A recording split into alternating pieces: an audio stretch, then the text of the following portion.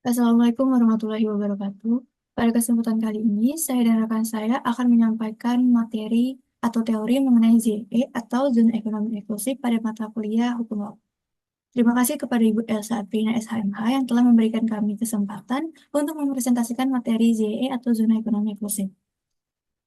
Sebelumnya, perkenalkan nama saya Nindya Raminta, NPM 2230 15098 dari kelas A1 dan rekan saya Nabila Mula Ramadhani dengan NPM 2230 151 100. Baik, langsung masuk pada pengertian ZE. Pada pasal 55 Unclos 1982, zona ekonomi eksklusif adalah suatu daerah di luar dan berdampingan dengan laut teritorial yang tunduk pada rezim hukum khusus berdasarkan mana hak dan yurisdiksi negara pantai dan hak serta kebebasan negara lain diatur oleh ketentuan yang relevan konvensi ini. Secara umum, pengertian ZE sebagai berikut, yaitu bagian perairan laut yang terletak di luar dari dan berbatasan dengan laut teritorial selebar 200 mil laut diukur dari garis pangkal dari mana lebar laut teritorial diukur. Berikut adalah garis batas dari ZE. Next. Lalu dasar hukum dari ZE. Yang pertama ada pada Unclos 1982 dan yang kedua ada pada Undang-Undang Nomor 5 Tahun 1983 tentang Zona Ekonomi Eksklusif Indonesia. Lalu tujuan dari penetapan ZE yang pertama yaitu mengelola sumber daya laut secara efektif. Dengan adanya ZE, negara pantai dapat mengelola sumber daya lautnya secara lebih terpadu dan berkelanjutan. Yang kedua, yaitu mencegah konflik batas maritim. Memberikan kepastian hukum mengenai batas wilayah laut suatu negara sehingga dapat mengurangi konflik dengan negara lain. Yang ketiga, yaitu meningkatkan kesejahteraan masyarakat. Dengan memanfaatkan sumber daya laut yang ada di ZE, negara pantai dapat meningkatkan kesejahteraan masyarakatnya. Lalu ada hak-hak negara pantai di ZE. Pada pasal 56 ayat 1 huruf A UNCLOS menegaskan bahwa pada ZE negara pantai memiliki hak-hak berdaulat sovereign right untuk keperluan satu pengeksplorasian dan pengeksploitasian, pengonservasian dan pengelolaan atas SDA baik hayati maupun non-hayati. Dua, kegiatan lain untuk keperluan pengeksplorasian dan pengeksploitasian untuk tujuan ekonomi dari ZE tersebut, seperti memproduksi energi dari air laut, arus laut, dan angin. Lalu ada yurisdiksi. Pasal 56 ayat 1 huruf B UNCLOS, yurisdiksi yang diberikan kepada negara pantai pada ZEE, yaitu satu, pembuatan dan pemakaian pulau buatan, instalasi, dan bangunan. Dua, penelitian ilmiah kelautan. Tiga, perlindungan dan pelestarian lingkungan laut.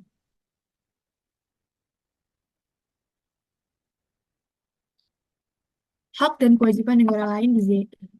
Pada pasal 58 ayat 1 UNCLOS, semua negara baik berpantai maupun tak berpantai menikmati hak kebebasan-kebebasan pelayaran dan penerbangan, serta kebebasan meletakkan kabel dan pipa di bawah laut dan penggunaan laut lainnya yang sah, seperti pengoperasian kapal, pesawat udara, kabel dan pipa, serta hak lainnya yang sejalan dengan ketentuan-ketentuan lain di konvensi ini. Pada pasal 58 ayat 2 KOS juga disebutkan bahwa negara harus memperhatikan hak dan kewajiban negara pantai dan harus menaati peraturan perundang-undang yang ditetapkan oleh negara pantai sesuai dengan ketentuan konvensi dan hukum internasional.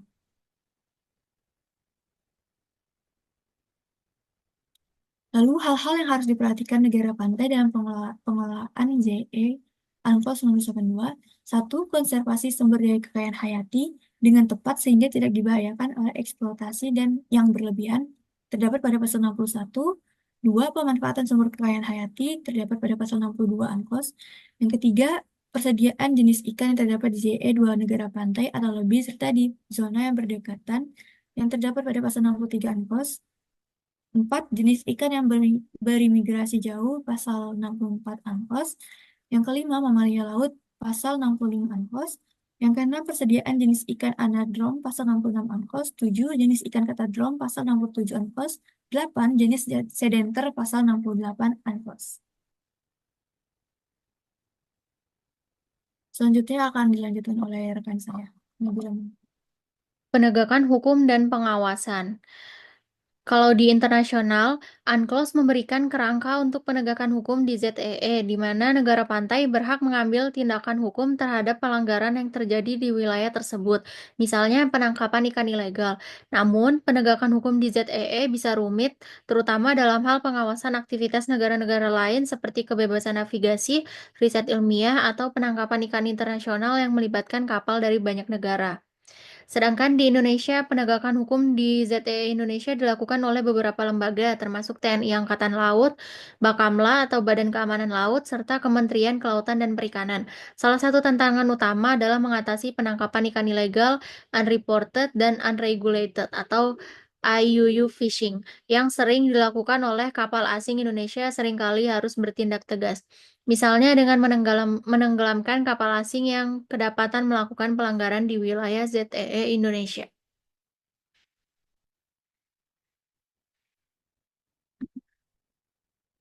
Ketentuan pidana di wilayah ZEE Indonesia diatur dalam Pasal 16 Undang-Undang ZEE Indonesia Ayat 1, barang siapa melakukan tindakan-tindakan yang bertentangan dengan ketentuan Pasal 5 Ayat 1, Pasal 6, dan Pasal 7 dipidana dengan pidana denda setinggi-tingginya Rp225 juta.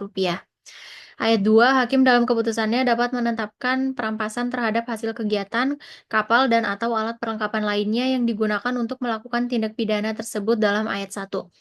Ayat 3, barang siapa dengan sengaja melakukan tindakan-tindakan yang menyebabkan rusaknya lingkungan hidup dan atau tercemarnya lingkungan hidup dalam ZEE Indonesia, diancam dengan pidana sesuai dengan peraturan perundang-undangan yang berlaku di bidang lingkungan hidup. Selanjutnya, pada pasal 17 Undang-Undang ZEE Indonesia, barang siapa merusak atau memusnahkan barang-barang bukti yang digunakan untuk melakukan tindak pidana sebagaimana dimaksud dalam pasal 16 ayat 1 dengan maksud untuk menghindarkan tindakan-tindakan penyitaan terhadap barang-barang tersebut pada waktu dilakukan pemeriksaan, dipidana dengan pidana denda setinggi-tingginya Rp75 juta. Selanjutnya pada pasal 18 UU ZEE Indonesia, tindak pidana sebagaimana dimaksud dalam pasal 16 dan pasal 17 adalah kejahatan. Selanjutnya, hak negara tak berpantai yang diatur dalam pasal 69 UNCLOS, hak untuk berperan serta atas dasar keadilan dalam mengeksploitasi bagian yang layak atas dasar kelebihan SDA hayati dari ZEE negara pantai pada kawasan atau subkawasan, dengan tetap mempertimbangkan keadaan ekonomi dan geografis yang relevan dari semua negara yang berkepentingan.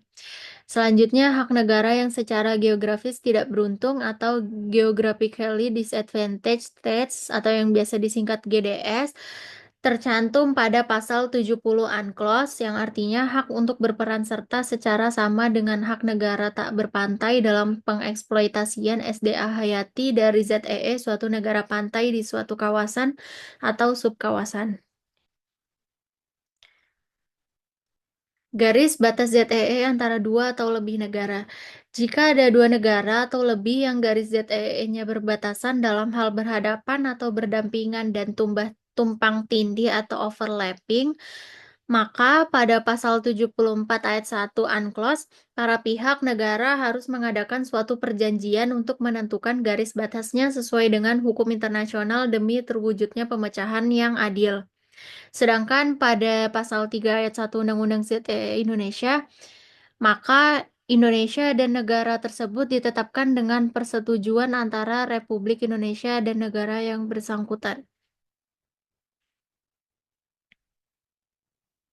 Sekian presentasi dari kelompok kami. Semoga apa yang kami sampaikan bisa bermanfaat untuk semuanya. Kurang lebihnya mohon maaf. Wassalamualaikum warahmatullahi wabarakatuh.